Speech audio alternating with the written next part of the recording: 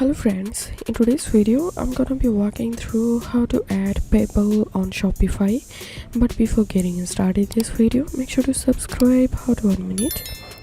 So first of all, open your admin panel and go to settings and select payments, and inside of additional payment methods you'll find PayPal option here. You can click here to activate PayPal, or you can click on add payment methods and search here PayPal. So here you will get PayPal. Select PayPal.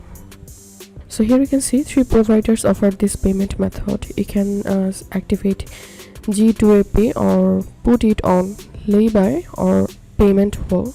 If you have G2A account, then you can select this option, or if you have put it on layby account, then you can select this option. So for now I'm going to selecting payment wall, so I'm going to clicking on activate, and now you have to enter here your public key and private key, and you will get this key on your payment wall account. So give here the account key and scroll down and click on activate payment wall, and this is how we can active or add PayPal on Shopify. If you think to see more Shopify videos, please check the links in descriptions. If this video helped you, give a thumbs up and please consider subscribe. How to 1 minute. Thank you for watching.